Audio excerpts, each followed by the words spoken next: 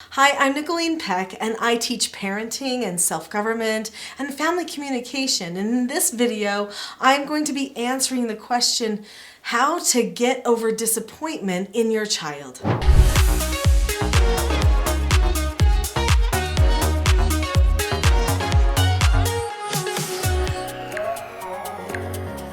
No child is perfect. They're going to make mistakes, but some of those mistakes are really hard to take. In fact, sometimes the mistakes or the choices of our children really hits to our very core. But it's vital that we maintain a connection with them even though they might be doing things that we don't agree with or approve of. So how do we get over that disappointment, and how do we establish that bonding and connection even though they might not be doing things that we agree with? Well, that's what we're going to talk about in this video. Literally, we spend our whole lives teaching our children. It's what we put our greatest effort into. And so when they stray away from truths that we know could keep them happy, or when they decide to make decisions that could harm themselves or other people, it really hurts our hearts. It makes us grieve for the loss of our hopes for that child.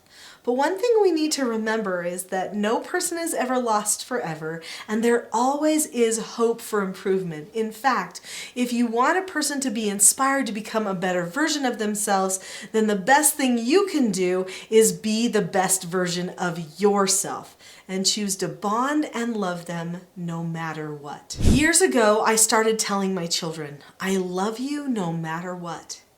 I know you're not perfect, and I'm not perfect either.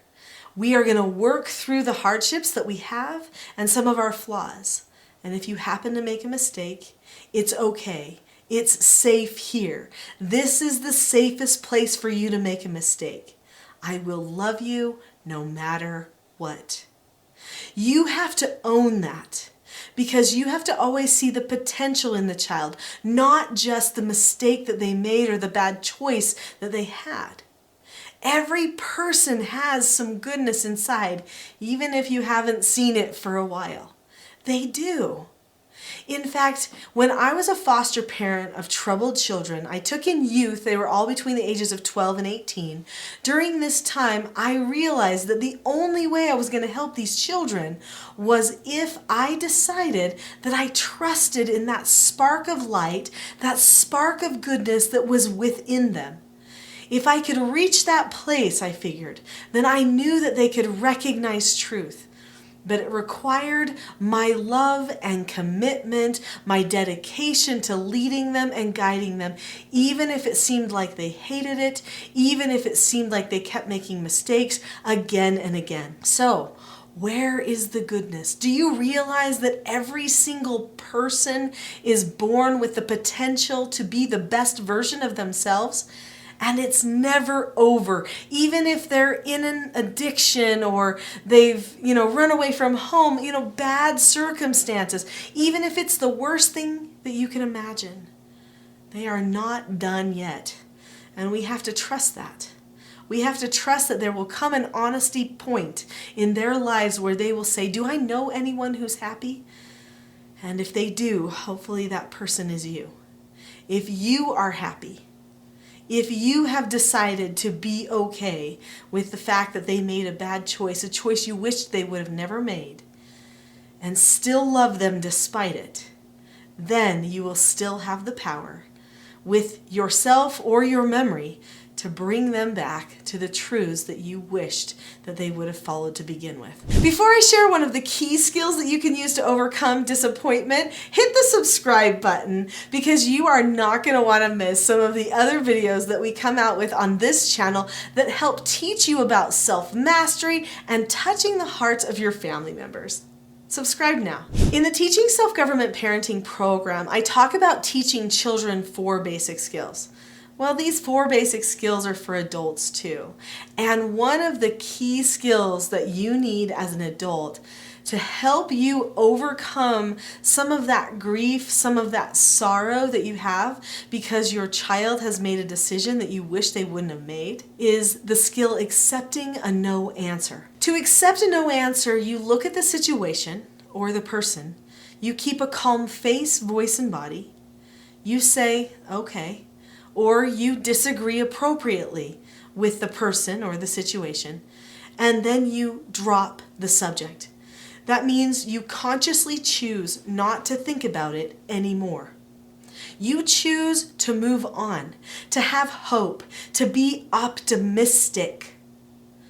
Without optimism, you will be trapped in that depression, in that loneliness, in that sadness, and then you will not become that person that's full of love and hope that that child needs to have in their lives, especially when things might not turn out as they had hoped. So, how do you accept a no answer when your child has done something you wish they wouldn't have done? You say to yourself, this happened. I can accept that this happened. So that's called having a tone of acceptance in the situations that occur around you on a regular basis. This happened. I can't change it because it was their choice. I can talk to them about it. I can possibly correct them if they're still young enough that you can correct them in some way. And so then you would embark upon that. But if not, let's say they're older and they're maybe adult already or they've left your home, then comes the long suffering. Long suffering does not mean that you weep and wail and that you whine and complain and go into a depression. What that means is you suffer with strength. You decide that, yes, this may bring me sadness. If I ever reflect on it, I might feel sadness. But I'm going to carry on with hope and joy and purpose. And I am going to stop thinking about their mistake and start focusing on bonding and connecting to them. The bond or connection that your child has with you is the determining factor for whether they will decide to believe that you were a good person, that your teachings were true. That's why it's so important that we always parent with calmness and understanding. Because in the end, that's really what sells the truth to our children. But even if we've done the best job that we can at raising our children to make good decisions, they still have agency. They have their free will. They can make choices, and some of their choices can be destructive to them, even to other people sometimes. And we have to recognize that that isn't necessarily on us. Now, maybe some of it is, but even if we have a fault in some of those choices, that doesn't mean we need to get stuck there feeling bad. We just move forward. We decide that we vocalize our mistake and apologize for leading someone in a wrong direction, and then we move on with hope. Getting over disappointment in your child is absolutely possible. That doesn't mean that it's going to be immediate, though. Sometimes we have to drop the subject repeatedly, day after day, maybe even multiple times a day.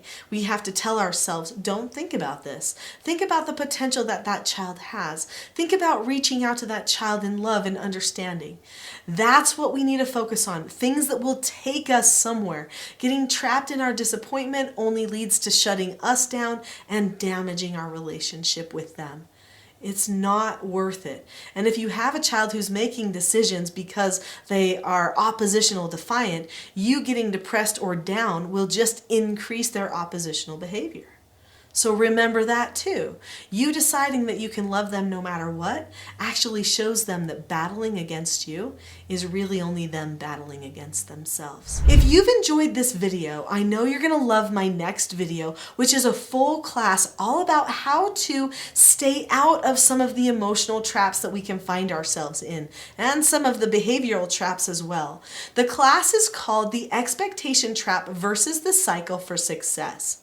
Click on the link here in order to find that video on this channel. The expectation trap will not only help you, but the principles you learn there might even help your child learn that they could make different choices for themselves and have better outcomes as well.